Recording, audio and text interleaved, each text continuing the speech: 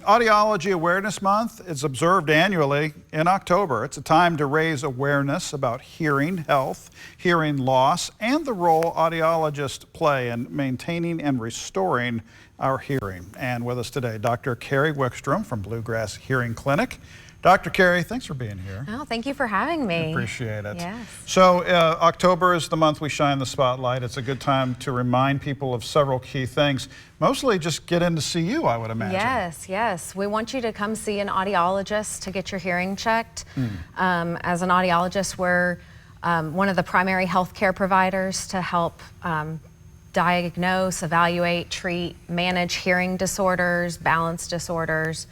We help people who are having trouble hearing, people who are dizzy, people who have ringing in their ears. Right. That reminds me too of balance, of course, and that sends folks to you. Yeah, it can start with us. So our balance organ is in our inner ear as well. So sometimes we can see dizziness and hearing loss kind of coexist together.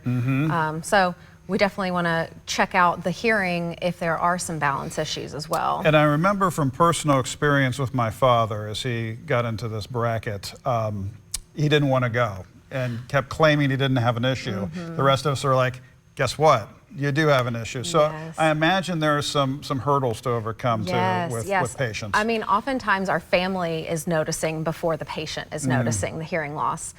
We say it's kind of a family affair. It can impact more than just that one person. Right. It usually comes on so gradually that it takes a while for the person who's experiencing the hearing loss to actually notice, hey, I'm having to say what or huh, and some I'm of having us to turn the TV up. Just have a problem admitting that we might have a problem. Exactly. So, yeah, interesting. Exactly. So you've brought some technology in here for us, and I'm curious because there's very different looks. So let's start down here on the end. What are we going to see here? So we've got a couple different types of hearing aids. The most common one is the kind that's going to go over the ear. It's going to be nearly invisible because it's just got a thin wire coming down. It can Bluetooth to our phone, so we can get our phone calls. We can control them from an app on the phone. My goodness. So technology in full play here, and they're so small. That's what really jumped out at me. Okay, let's move down the line here. And rechargeable as well. So there are some in-the-ear hearing aids as well. The really little ones were not going to be rechargeable, but there still are some that you don't have to change batteries anymore. So hearing aids don't have to be big and clunky and difficulty with those small batteries. Right, we've come a long way. We've come a long way. And then a whole different ball game here with the cutaway. We can see we're taking a whole different tack. Yeah, so there are some people who have a more severe hearing loss that don't get enough benefit from traditional amplification. So then there are some implantable options like a cochlear implant where we're directly stimulating the hearing nerve through a surgical procedure. Or on the very end there, we've got a bone-anchored hearing device where it's maybe for someone who has had chronic ear infections or middle ear surgeries, lots of issues with the sound conducting through the middle ear space.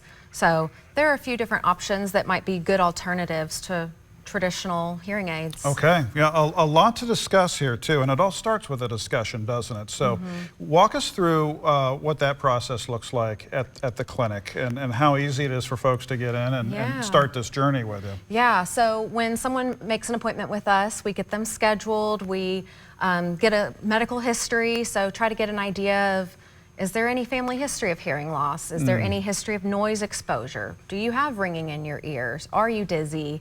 Have you had ear infections? And kind of, are you noticing hearing loss? And what kinds of things? Perhaps 40 years on a job with a lot of noise. Yeah, we see a lot of noise-induced hearing loss that a lot of people aren't really thinking about. And a lot of times back in the day, we weren't thinking about protecting our hearing. That's a little bit more relevant, at top of mind now to and I keep putting things in senior citizen bracket, but really this is something that we should all be very aware of. It's all ages. Of course, as we age, our risk of hearing loss can increase. So once we're over 60, we definitely see that ramp up a little bit more, but I mean, even before then, I believe the current recommendation is once you are 50, we should start getting maybe annual hearing screenings.